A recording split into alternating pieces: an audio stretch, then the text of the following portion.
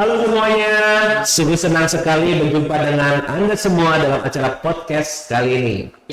Bersama saya, Dian Senatan, Secondary Biology Teacher dari Stella Maris Gading Serpong yang teramat antusias untuk menemani Bapak dan Ibu sore hari ini. Pada hari ini kita akan membahas mengenai satu kurikulum yang keren banget yang kita terapkan di Stella Maris Gading Serpong. Kurikulum tersebut adalah International Baccalaureate atau yang kita kenal sebagai IB. Pada podcast hari ini kita akan membahas IB Diploma Program dan bagaimana kurikulum ini bisa mempersiapkan para murid kita untuk menapaki jenjang perguruan tinggi. Tentunya, seperti luar biasanya, kita memiliki tamu teristimewa. Ya, kalau misalnya Bapak dan Ibu lihat dua pria ganteng ini, ya, dan menjadi narasumber bagi kita. Mereka tak lain adalah bagian dari tim IB Diploma Program sendiri dari Stella Maris. Meet Mr. Jonas, guru psikologi IB kita, dan juga Mr. Alex Manihur, guru IB untuk Mathematic Analysis dan Approaches. Halo. Ya. Kita berikan tepuk tangan bagi mereka. Berdua, hai Sir Jonas dan Sir Alex. Hai.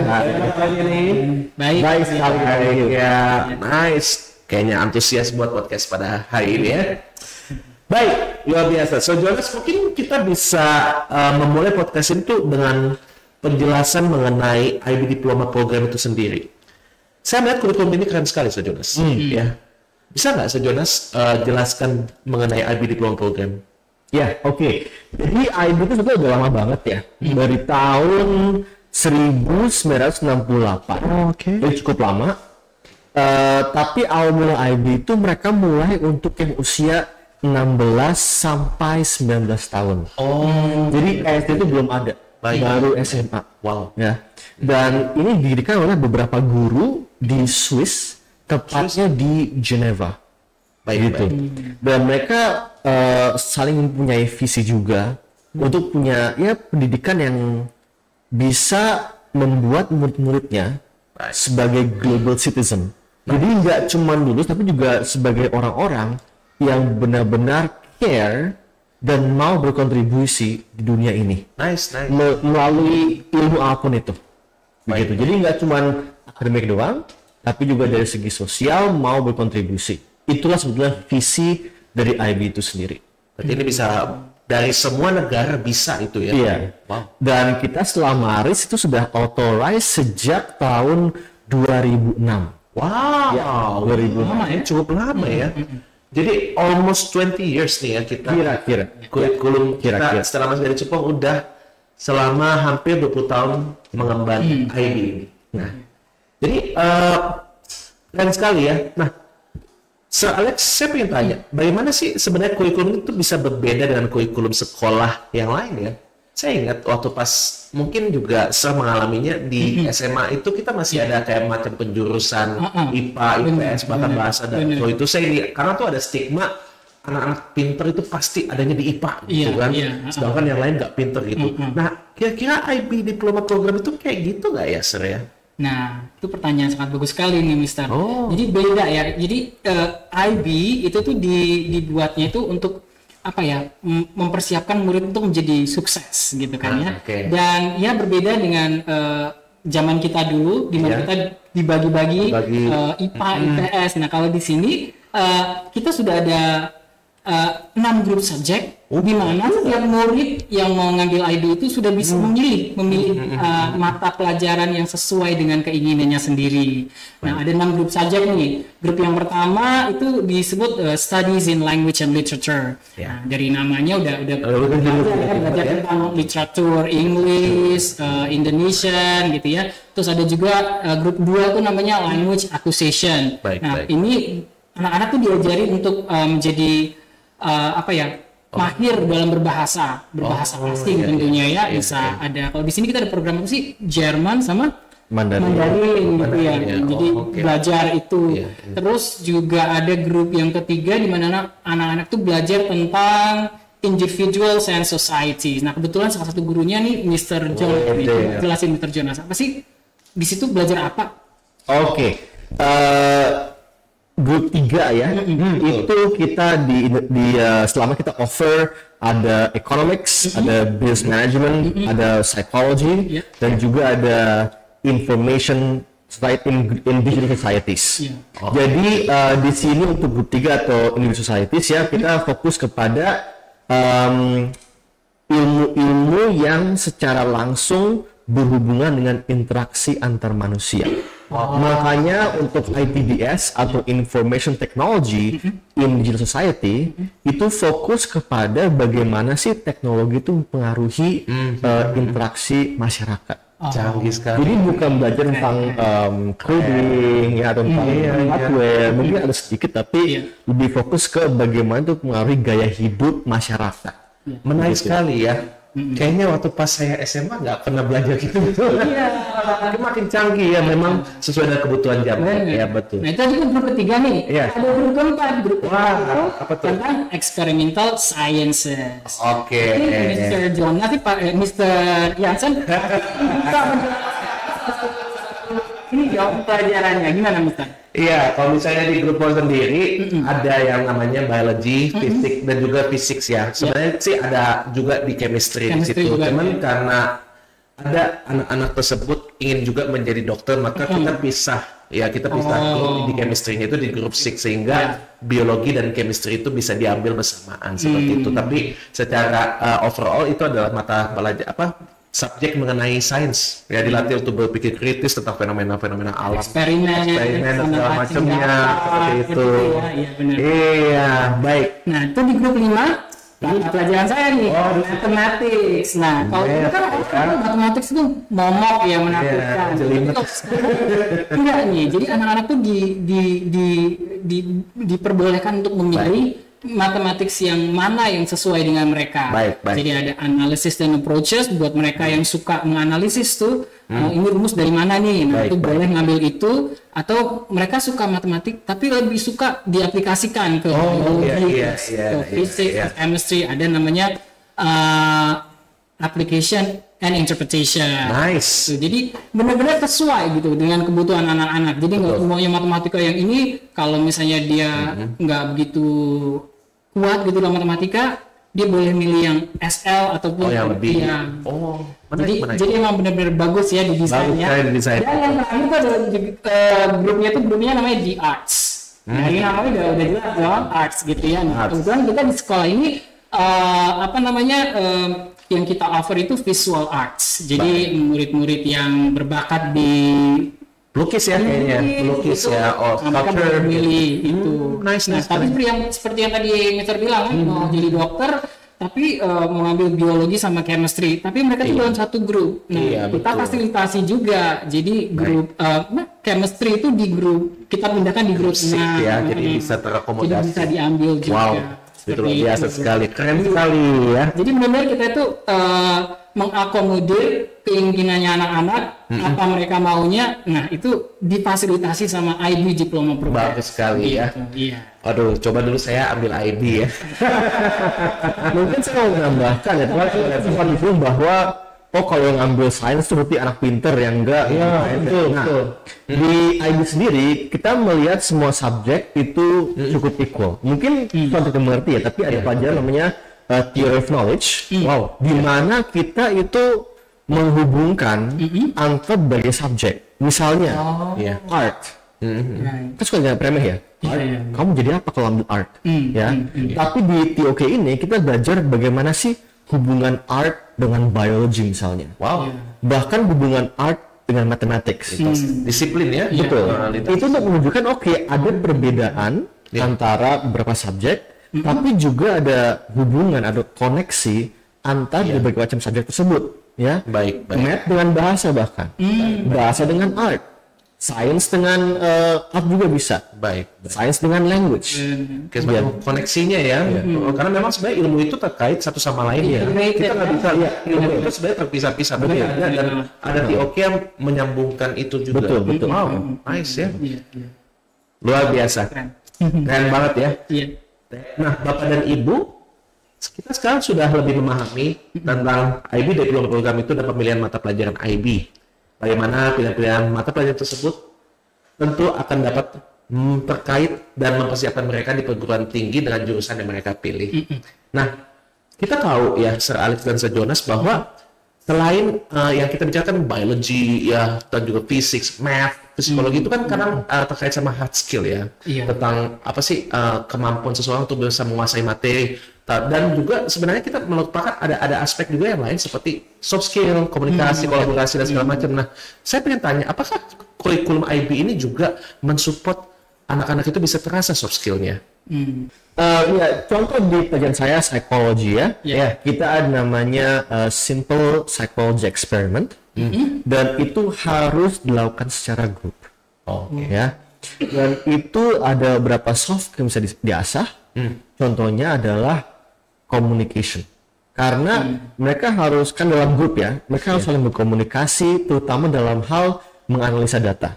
Betul. Dan juga mereka melakukan eksperimen terhadap manusia. Tapi tolong jangan parno dulu ya, ini bukan yang serem-serem kayak gimana ya.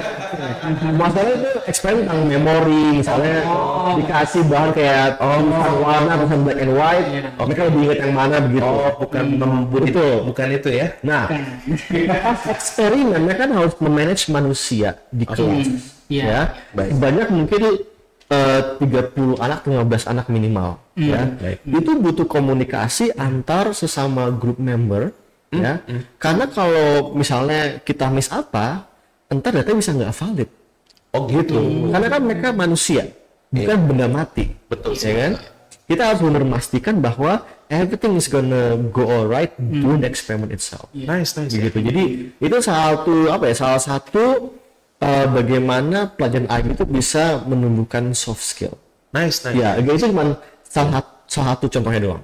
Masih banyak lagi, cuman bisa lain waktu lah ya. Kalau saya jelaskan kan perwakilan di mana dia berada di subjek yang mempelajari memang tentang manusia, di mana soft skill-nya kayaknya bisa lebih diaplikasikan ya, karena kan hubungan sesama manusia ya. Tapi bagaimana dengan Sir Alex sendiri? Sir Alex mengajar matematika, apakah soft skill itu ada gitu? Oh iya pastinya. Nah itu perbedaannya dari kurikulum yang lain ya di IB ini, kita benar-benar diasah gitu. Jadi kalau dulu kan misalnya kita belajar matematika nih, X tambah X berapa gitu kan, find X gitu kan. Nah kalau di IB kita tuh nggak cuma sekedar gitu, tapi anak-anak tuh diasah untuk bagaimana mereka bisa menjelaskan apa itu X dan bagaimana cara dapetinnya gitu kan. Dan mereka juga harus bisa mengkomunikasikan. Kalau dulu kan kita dapat X sama dengan 2, that's it gitu kan. Tapi kalau di IB kita harus jelasin X sama dengan 2 itu artinya apa. Jadi communication skill-nya juga itu diasah gitu kan. Nah, terus juga kalau kita belajar tuh biasa kan dulu kalau zamannya saya nih, guru tuh cuma ngasih tahu tuh rumusnya. So the formula is this. Tapi kalau di IB beda ya. Anak itu suruh menemukan rumus sendiri, bukan menemukan dalam artian dia menemukan rumus baru ya. Tapi bagaimana bisa dapetin rumus yang itu gitu. Tentu saja ada guidance dari kita gurunya ya. Jadi kita kebanyakan investigasi, kalau kita bilang tuh investigation, they're doing investigation gitu. Jadi anak-anak tuh menemukan sendiri caranya seperti itu. Sometimes mereka juga nemuin cara yang lebih cepat, cara yang lebih singkat, cara yang lebih kreatif gitu. Nah di situ soft skillnya benar-benar dilatih gitu, bagaimana mereka bisa kerjasama nih sama teman, kolaborasi, sharing gitu kan. Jadi benar-benar nggak tradisional lah gitu. Baik, luar biasa ya. Jadi memang soft skill ini sudah ada ya untuk pelatihannya atau penajamannya di subjek-subjek dari IB itu sendiri ya. Biologi gimana? Iya, kalau di biologi sendiri saya ingin cerita bahwa kita tuh biasa itu berdiskusi di kelas, dan memang kita mengundang anak itu bisa mengemukakan opini ya. Berkomunikasi. Jadi dari situ saja anak itu diekspos untuk belajar mengenai bagaimana menyampaikan sebuah opini dengan cara yang dalam dan juga memiliki critical thinking di dalamnya seperti itu. Nah, kita juga memiliki satu proyek khusus di grup itu sendiri, namanya Group Project, di mana anak itu melakukan yang namanya riset. Kalau misalnya dulu kayaknya riset itu kita lakukannya itu di universitas atau di perguruan tinggi seperti itu, tapi tidak. Beda dengan Group Project ini di IB, riset itu sudah diajarkan semenjak dari kelas 11, kelas 12 seperti itu. Nah di riset itu mereka belajar bagaimana planning, bagaimana mereka mendesain sebuah penelitian, berkomunikasi, kan mereka di dalam sebuah tim dan mereka bisa mendapatkan banyak sekali pengalaman dalam hal penelitian itu di dalam baik itu tentang natural science, tentang makhluk hidup, tentang fisik, dunia fisika ataupun chemistry. Nah itu sangat dilatih critical thinking mereka dan juga teamwork mereka. Dan dulu juga kemarin tuh pernah pergi ya keluar ya? Iya, kemarin tuh pergi eksperimen langsung anak diekspos dan mereka membuat laporan penelitian. Iya. Dan mereka di ujungnya mereka mempresentasikan dengan dengan berani dan mereka confident dengan hasil penelitian mereka di depan para leader. Ya seperti itu. That is really cool. That's really cool, right? So Bapak dan Ibu, jadi soft skill ini ada ya di dalam IB program itu sendiri. Nah, dan perlu Bapak Ibu ketahui sebenarnya Sir Jonas sendiri adalah alumni dari IB itu sendiri. Ya,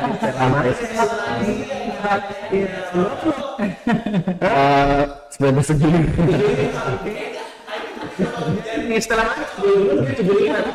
Setelah Malaysia lagi ya. 2009 saya lulus. Oh, gitu ya. Masuk 2006 kelas 10. Baik, Sir Jonas. Jadi saat ini mungkin Sir Jonas bisa ceritakan sebagai alumni. Sir Jonas lulus sebagai alumni IB dan bagaimana IB itu bisa membantu Sir Jonas dalam hal kehidupan perkuliahan. Ya. Satu contoh paling signifikan ya, itu dalam hal research paper. Kenapa? Karena di IB untuk setiap subjek, ya, walaupun mungkin beda style, ada research paper yang harus mereka kerjakan, ya, harus memakai prosedur tertentu, ada citation, ada berbagai macam teknikalitas lah, begitu. Teknikalitas. Dan semuanya itu sangat membantu saya di universitas, karena di uni juga kerjanya banyak research paper ya. Saya nggak bilang bahwa jadi gampang, tapi at least saya jadi sangat familiar dengan research paper. Saya udah ada overview-nya bagaimana mengerjakan. Begitu. Jadi saya pas di kuliah tuh sudah terbiasa untuk menulis panjang, membuat introduction, membuat citation, otomatis. Terbiasa. Ya, terbiasa begitu. Ya, sekali lagi, begitu juga. Bukan berarti gampang, tapi sudah familiar. Nice. Begitu. Jadi, ya itu sih buat saya ya, itu yang paling signifikan sih. Menarik sekali ya. Jadi dan mungkin kalau nambahnya tuh mungkin daya tempurnya juga ya. Karena di IB kan cukup ditantang untuk bisa manage waktu. Betul sih. Jadi pas kuliah juga kita juga terbiasa juga nanti menghadapi tantangan tersebut. Jadi buat saya itu dua hal yang paling signifikan ya. Baik. Personal buat saya.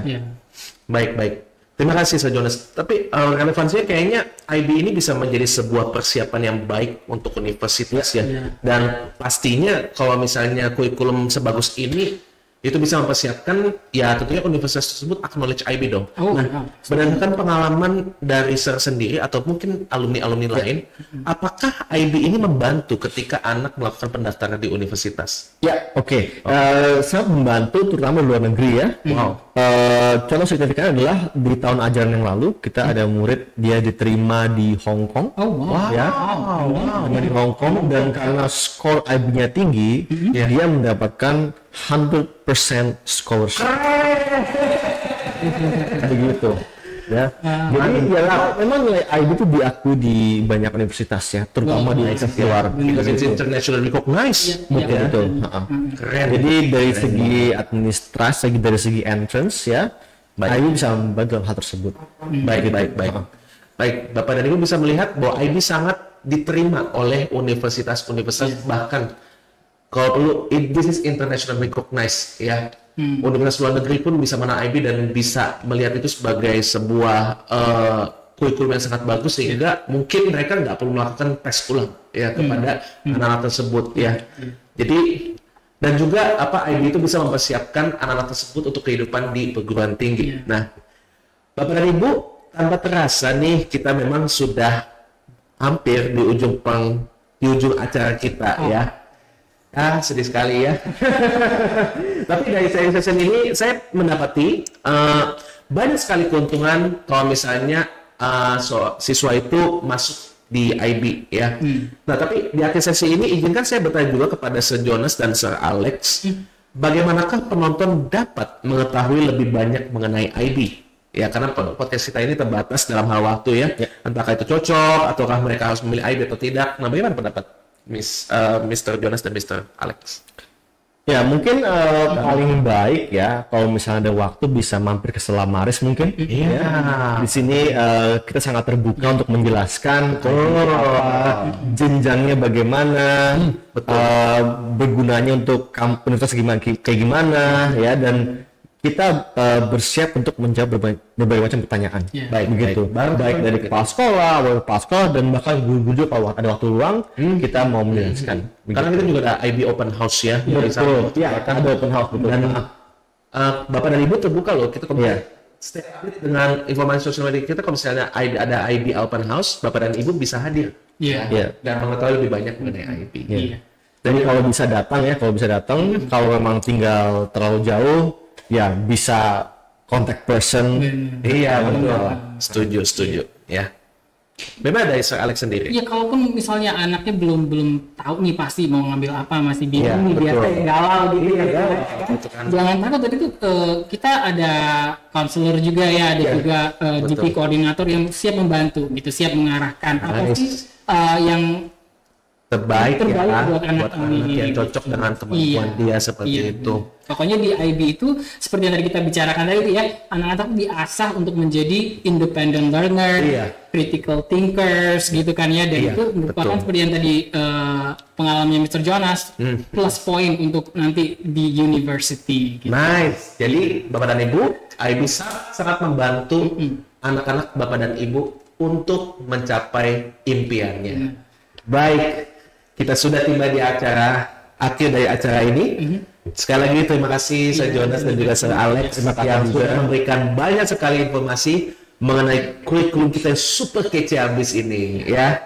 IB Diploma Program. Saya sungguh berharap podcast ini bisa memberikan inspirasi dan informasi-informasi penting bagi mereka yang sedang berpikir apakah ini cocok atau bagaimana mereka bisa lebih siap untuk masuk perguruan tinggi. Saya Yansen Jonathan, pamit undur diri. Sampai jumpa di podcast Telemaris berikutnya. Stay healthy and happy always. God bless you. Bye.